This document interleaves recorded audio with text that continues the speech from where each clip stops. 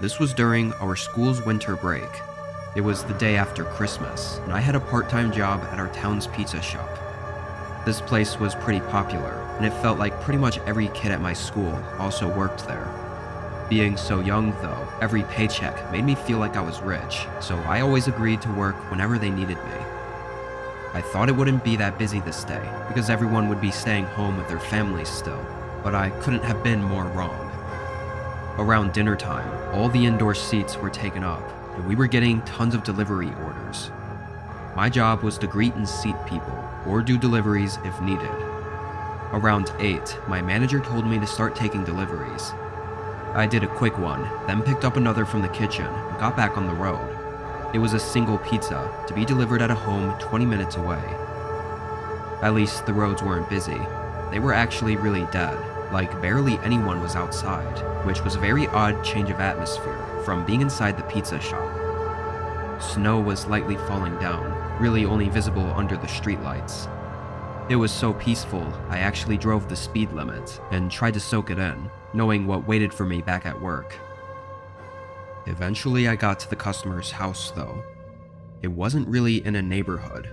It was directly off the side of the road, with its own long gravel road leading up to it. The house was surrounded by snow-covered trees and had over-the-top Christmas decorations all over their house and front yard. They hadn't plowed their driveway though, which made it difficult to find a place to park without getting stuck. I did the best I could, then got out with their order. One thing I noticed when walking up to their house was that while all the outdoor lights and decorations were turned on, not a single light inside was on, at least from what I could see from the front of the house. But as I walked closer, I realized there were shoe prints in the snow going up to the front. I figured it was the owner, obviously. When I got up to the porch though, the shoe prints didn't go up to the door. They went around to the side of the porch. I thought that was weird, but hey, it was none of my business anyway. I knocked on the door. It was pretty cold out there, so after 30 seconds, I knocked again. It was quiet outside, just the low breeze and falling snow, and yet I still heard nothing inside the house. I double-checked the receipt to make sure I needed the payment, then knocked for a third time.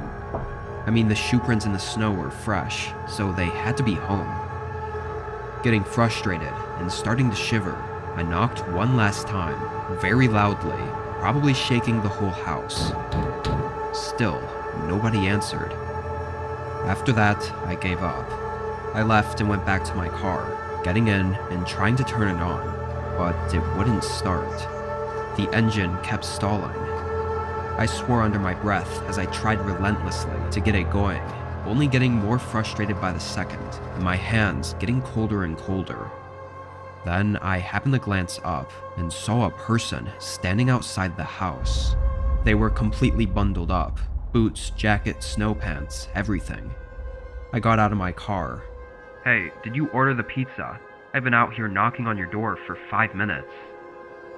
They didn't say anything, but began walking toward me. It took me a few seconds to realize something wasn't right, and I got back in my car. The way they kept their pace, not hurrying or anything, gave me the impression that they knew I couldn't leave, and that's when I started to panic. I began dialing 911 as they approached my window. Just when the officer asked what my emergency was, they started speaking. He had a low, deep voice and kept asking if I needed help. How the hell would he know that? That only confirmed my suspicions. I told the officer what I could and how to get where I was. The man outside started getting impatient, moving faster and looking around like he was trying to find a way in.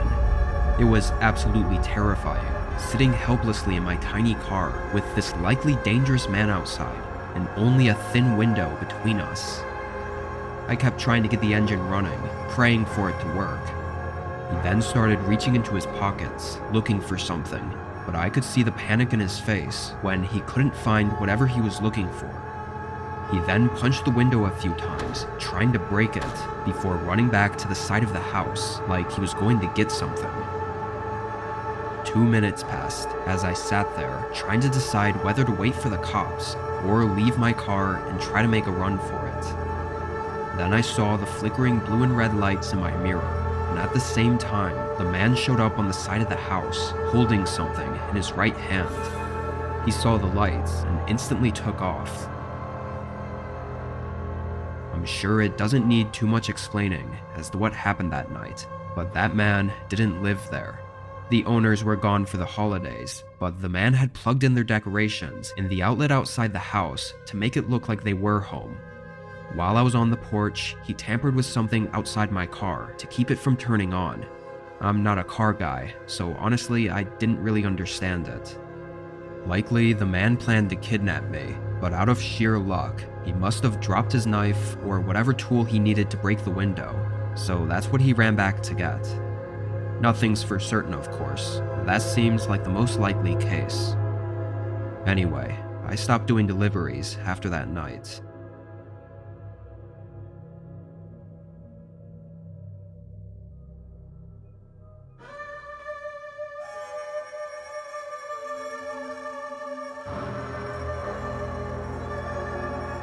It was mid-January, and it was snowing every day here.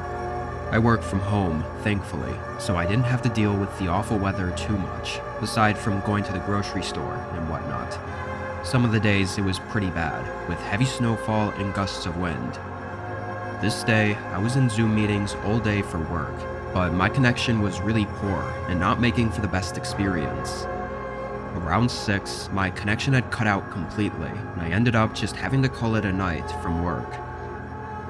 The sun had already set by then, but I took my dog outside to use the bathroom really quick. The wind was so cold, it was painful. But while I was out there, I noticed a person standing near the road. They were just standing there, not doing anything, which is fine, but also strange in this kind of weather. I didn't stay out there long enough to really think about it, though. I hurried inside and warmed up, drying my dog's paws off and bundling up under some blankets on the couch. I turned on the news to play in the background, just in case there were any major updates or possible blizzards coming in. Only a few minutes went by when my dog suddenly perked up and a few moments later began growling at the front door. I didn't have any curtains open, so I couldn't see outside. I got up and walked over to the door. There was a guy walking around outside my front patio. I could see their shoe prints in the snow, going back and forth as if they'd been walking around for a couple minutes already. He went back and forth again, before walking to the side of the house and disappearing. After a minute, I went back to the couch. My dog, Gracie, was laying down again and didn't seem alarmed anymore. I wasn't really sure what to think about that guy walking around outside my house. It was odd, for sure, but enough to call the police over? Probably not. I just kept an eye on Gracie to see if she heard him again. The rest of that night, though, there wasn't anything else. I took Gracie out one more time around 10, and it was even colder and snowy outside, so surely nobody could be out here anymore. I then went upstairs to my bedroom and got ready, then hopped in bed and fell asleep. Actually, I'm not really sure if I'd fallen asleep yet, or was just about to, but I remember opening my eyes to seeing Gracie standing at the bedroom door. She was just staring at the door, head perked up and tail under her legs. I whispered her name, trying to call her over, but she didn't move. Gracie had always been nervous about strangers, but she'd never acted like this inside our home, so I knew something was up. I threw the covers off me and got out of bed, quietly walking to the door and putting my ear against it to listen. I don't know what I expected to hear, but it was quiet. I put my hand on the doorknob, about to unlock and open it, when someone on the other side twisted the handle. I stared in fear as it slowly moved back and forth. Someone was on the other side trying to open the door, and I was just moments away from unlocking it. I could feel my heart pacing faster, and at first I tried to stay quiet, but as the person started to get more aggressive with trying to open the door, I realized they already knew I was in that room. I ran to the bed, getting my phone and dialing 911 as I tried to look for some kind of weapon to defend myself with. It seemed like after I started moving around though, the person fell quiet, not trying to open the door and not moving in the hallway. Still, I grabbed my clothing iron from the closet and proceeded to tell the operator that I needed help. I want to say I waited 10 minutes for cops to arrive. They came in and found no one else inside. The front door was wide open though, probably lockpicked, and snowy boot prints were all over the hallways. They had no intent on stealing anything. They were just looking for me. Unfortunately, that's where the trail ends. The guy came and left with no other traces. I don't think I'd even be able to sleep at night, if not for Gracie watching my back.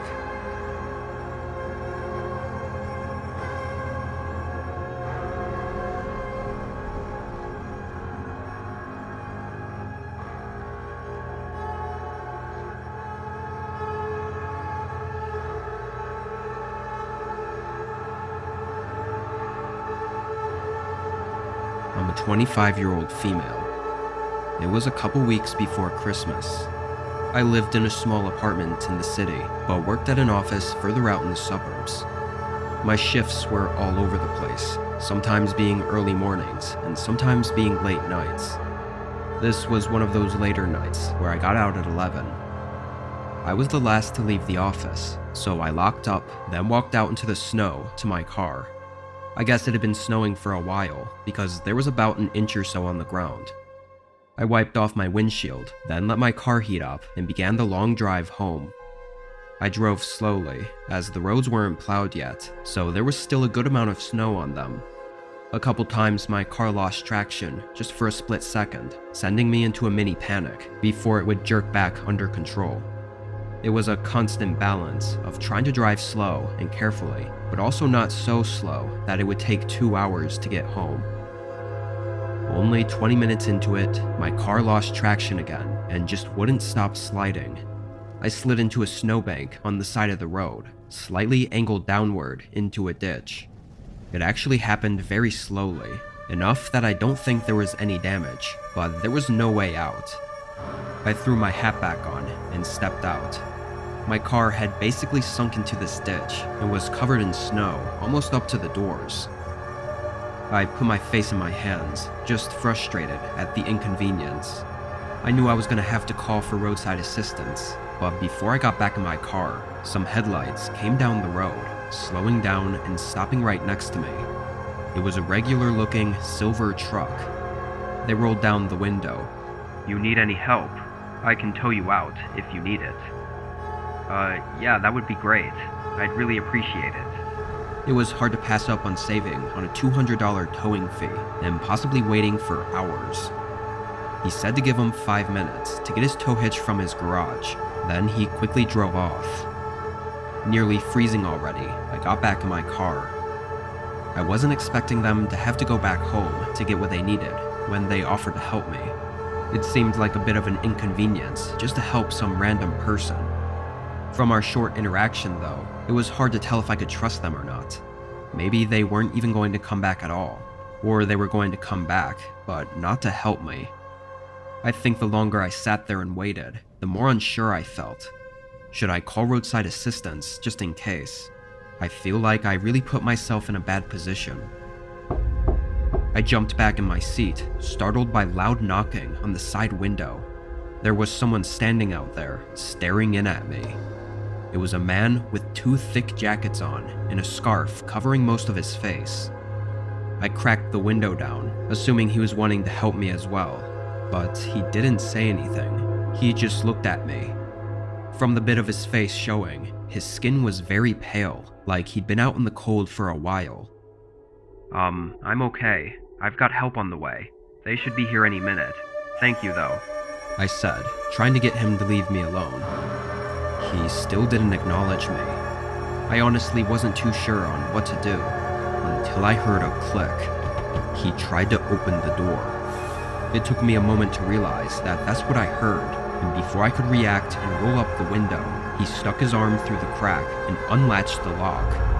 I tried to grab the door, but he swung it open and leaned into the car. I tried pushing and kicking, but the guy was way bigger than me, pretty much just grabbing my arms and dragging me across the front seat and out into the snow. I was doing everything I could to wrestle my way out of his grip, but he slowly was forcing me further away from the road and into the woods. Just as I was running out of fight in me, headlights lit up the entire area, blinding both of us. A man yelled from the road and scared the guy away from me. He ran straight into the woods, fading away in the dark.